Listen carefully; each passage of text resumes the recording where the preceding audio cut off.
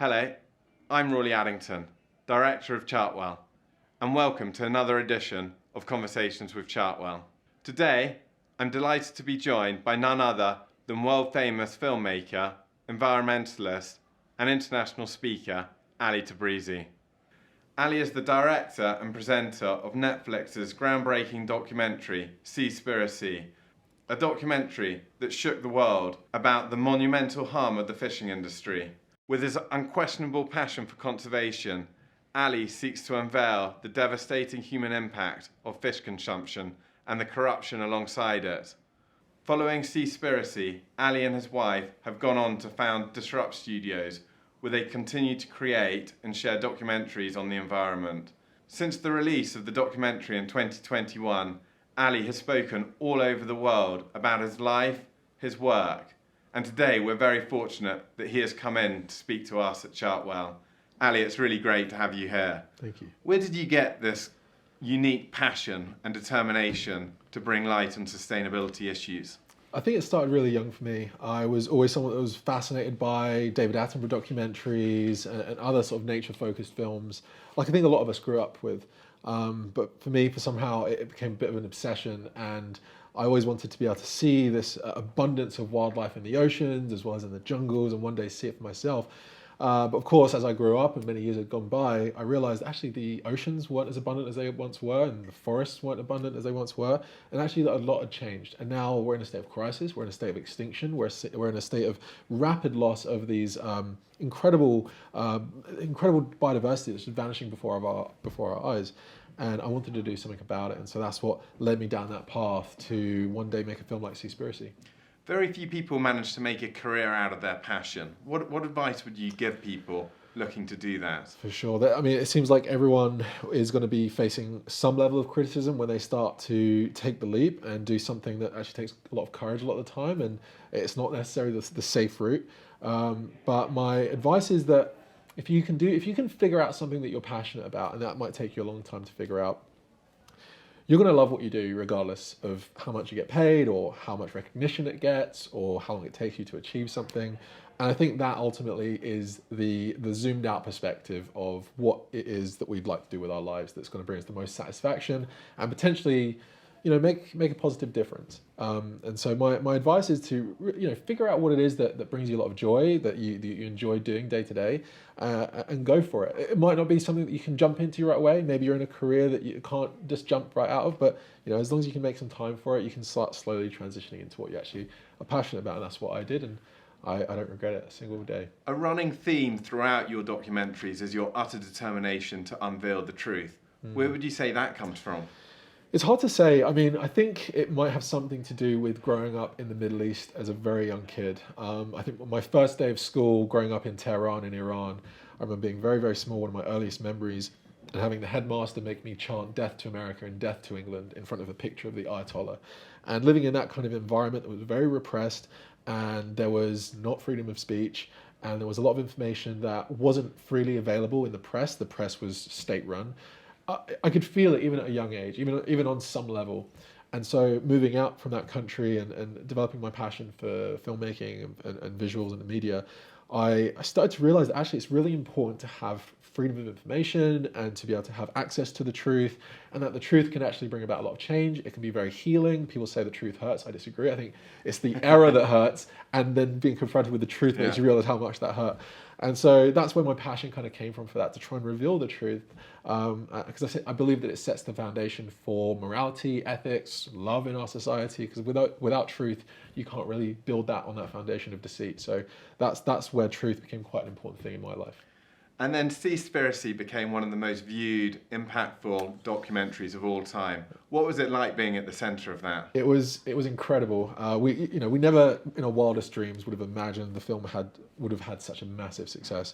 Within days we had Sir Paul McCartney from the Beatles sharing it. We had the Kardashians sharing. We had not every, but pretty much it felt like every celebrity in Hollywood sharing it. We're getting voice notes from celebrities who'd watched the movie. We'd had One Direction sharing it, and it was just incredible. And we had the movie was top 10 movies around the world on Netflix. It was like number 1 in the UK, I believe, for a period of time, and it was just massive. And there was no way that we could have predicted that.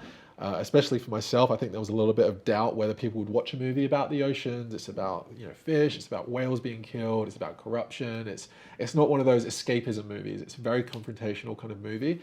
I was amazed, and it gave me a lot of faith that actually there is a demand to know some of this information. And it was from people of all age groups. It wasn't just the environmentalists and the greenies watching it. It was also people who were on the left, on the right. It was old, young, and I think that it just blew me away. And I just loved that aspect of that aspect of the release of the film really was really heartwarming for me. That this is something that actually quite a lot of people could unite behind, and so that was, I think, one of the highlights for me.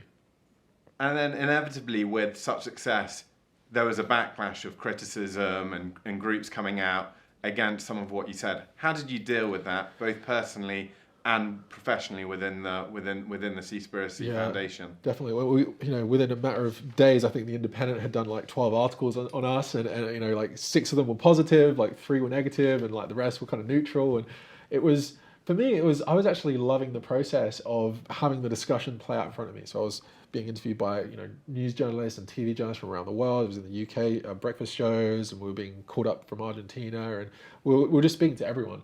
And I loved the discussion. I loved the debate. It's not something that I shy away from. I think that people recognize that in the Q&As after my talks, that I welcome all questions, because ultimately, as a documentary filmmaker, I'm interested in getting the truth out. And so if there was any error in the movie, I wanted to know it. But fortunately, the movie actually held its weight, and we actually didn't find that there was many factual errors in the movie. There was a few translations of facts, but ultimately we stand by them. We have a website where we have updated facts, and we have a little section that says, if you find a factual error in our movie, let us know, or on our website, we'll change it. And we've received 0 emails to that address. And so I think that just speaks to the merit of the film. We had a lot of scientific backing on the movie. And to be honest, a lot of the criticism came from within the very industries which we were highlighting the error of. So a lot of those sort of dolphin safe labels, which we found to be fraud, they obviously had a reply that they were saying, well, they didn't want to, they didn't want to go along with actually what we had found out. And also from within the fishing industry itself, because they obviously have been going for a very long time without any criticism or truth being revealed, and we were showing that. So of course there was a reply from them. Since the release of it, you've gone around the world speaking to thousands of people, huge audiences. What do you hope is the impact of speaking to groups? I think for me, it's being able to have that one-on-one interaction, or at least with an audience, where you can actually interact with them on a human level as opposed to through the film. I really love that aspect about it, and that I can hopefully give not only just the facts of what we found out, or the facts about what's going on in the environment today, but also share those stories and personal anecdotes, and also inspire some personal change, because the solutions to this problem are actually really simple. It's a very complicated problem, but the solutions are really simple. And what's great about the call to action for us in this message is that it doesn't just relate to individuals, or it doesn't just relate to corporate, or it doesn't just relate to government. We have solutions for all 3 levels, and they are really tangible. So I think for me, the hope is that someone in the audience, or the corporation I'm speaking to, or the company, or whoever it is, can hopefully take on board something that I might have said and run with it and make it their own and see what happens. We always ask our guests one final question, and that's if you're stuck in a lift with someone, who would it be and why? I always struggle with these questions because about 1 million names jump into my mind, and I always wish I said another name. It all depends on if it's just a friendly chat, I would choose someone else or an inspiration. But in terms of bang for your buck for the 30 seconds of an elevator, I would love to be able to speak to the Secretary General of the United Nations. At the moment, that's Antonio Guterres. And I'd love to speak to him about all things relating to the environment and the oceans in particular, but also on the human rights front as well. I think there's a lot that could be done there. And there's a lot of crossover points when it comes to the ocean. And unfortunately, that a lot of this stuff can get lost. The details of what's really going on can be lost in diplomacy and the bureaucracy of it. And I'd love to bring something to the forefront of a conversation with, United Nations Secretary General. I'd love that. Thank you for sharing that, Ali, and thank you so much for coming in to join us today. Thank you.